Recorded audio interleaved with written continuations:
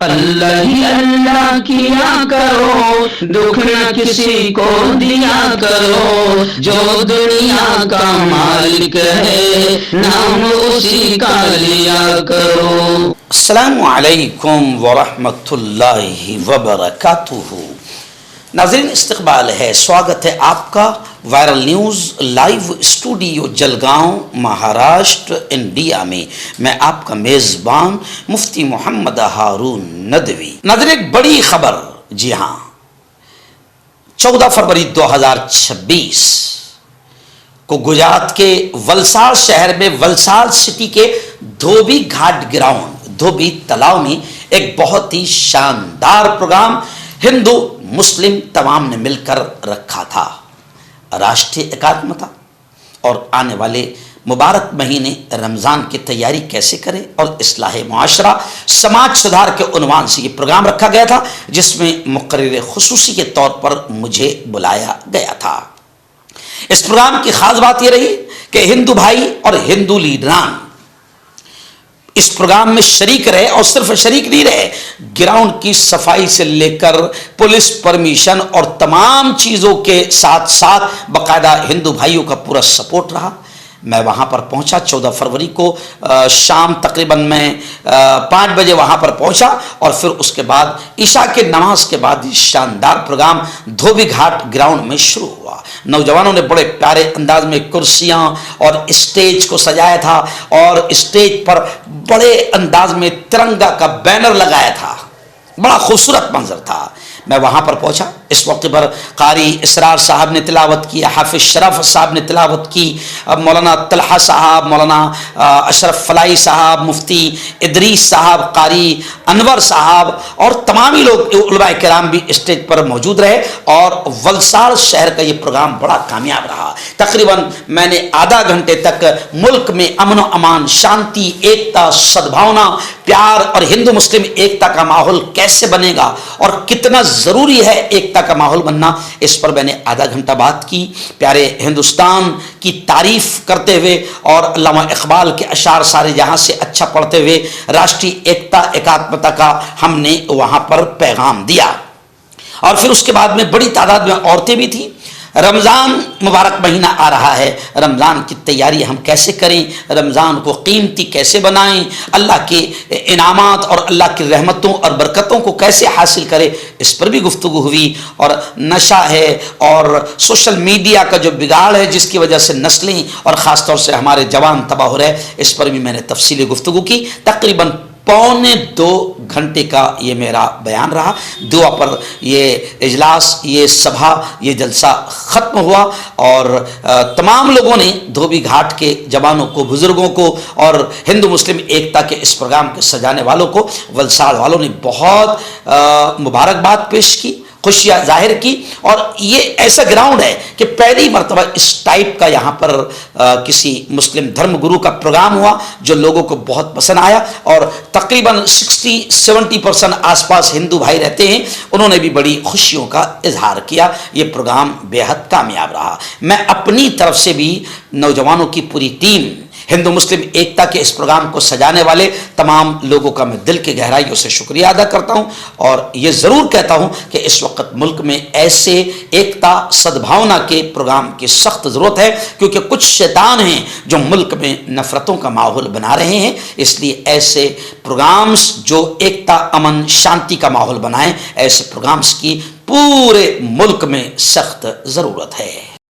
मुझे बच्चों ने बताया और नईम भाई ने जब मुझे नाम लिखाया तो मैं खुश हो गया कि माशाअल्लाह आज वलसाड़ में ग्राउंड का पूरा इंतजाम हिंदू भाई ने किया। परमिशन लेने से लेकर सारा काम जाकिर भाई, इन तमाम लोगों ने किया, हजरत इन तमाम लोगों ने किया। तो मैं खुश हो गया, और फौरन मैंने कहा कि इसे ही कहते हैं मेरा प्यारा हिंदुस्तान।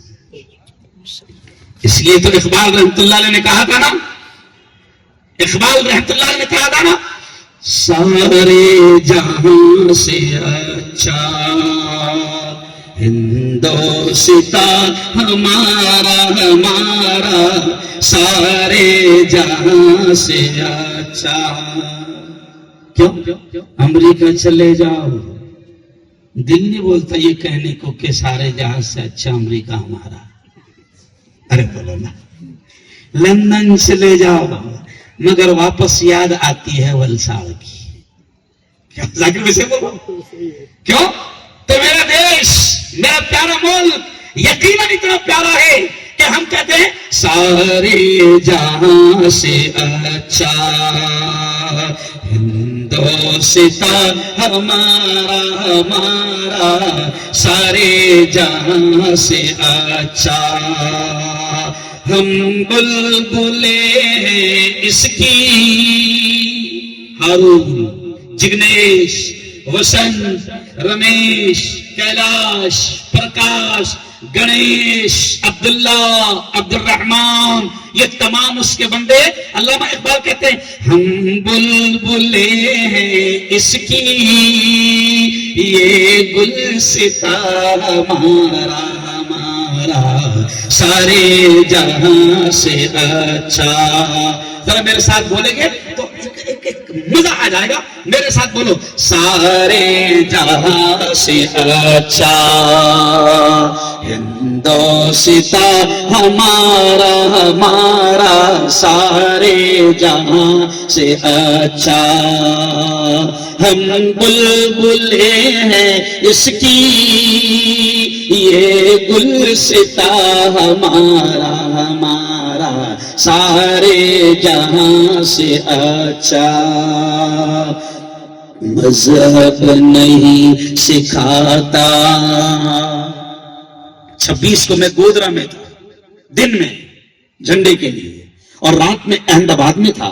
वहां पर भी बड़ी तादाद में हिंदू भाई थे। तो ये शेर देखे कितना प्यारा है। मजहब नहीं सिखाता आपस में बैर रखना, मजहब नहीं सिखाता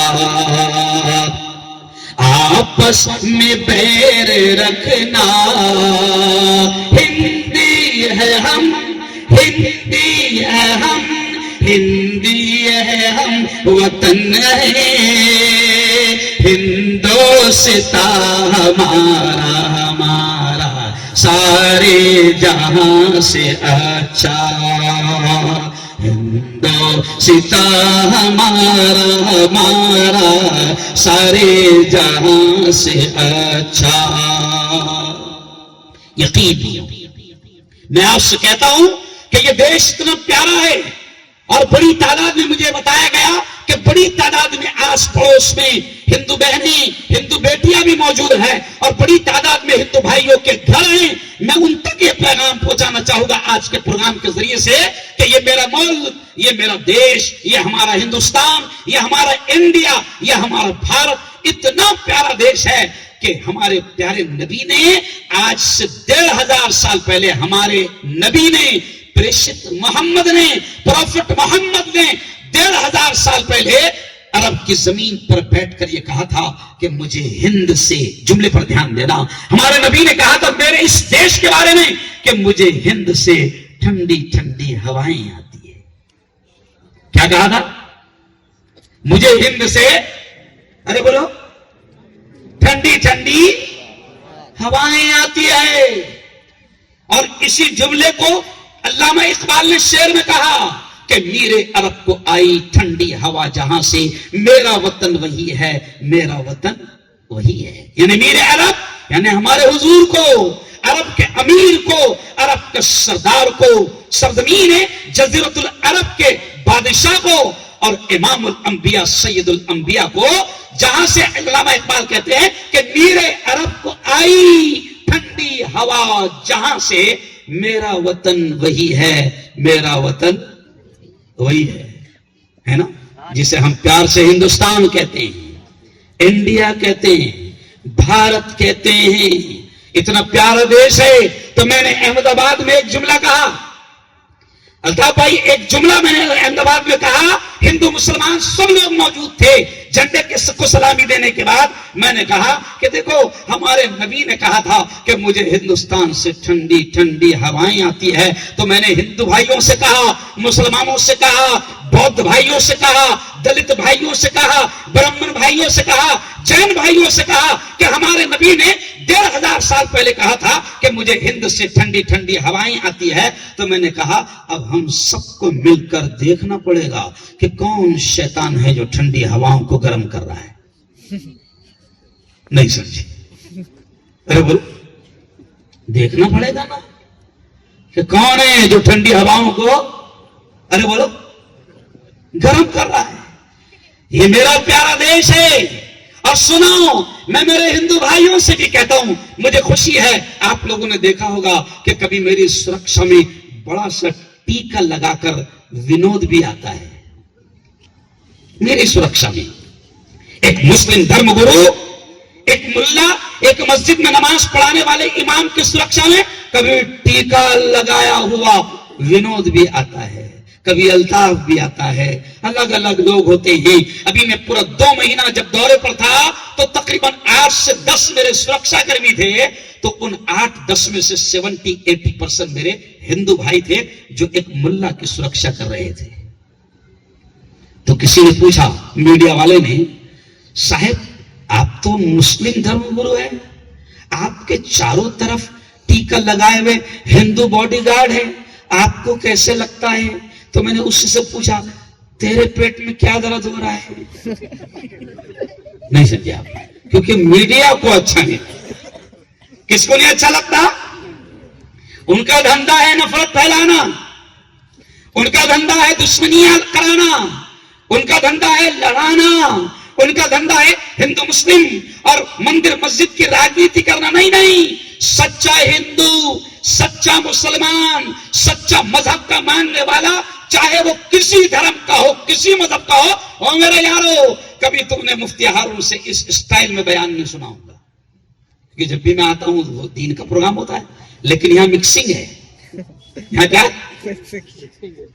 तो इसलिए बात यहां से शुरू किया। तो सुनो, किसी भी धर्म का मानने वाला हो, मेरा चैलेंज है कि किसी का धर्म किसी को भी नफरत की बात नहीं सिखाता है। क्यों? इसीलिए इकबाल रहमतुल्लाह अलैह ने कहा कि मजहब नहीं सिखाता आपस में बैर रखना।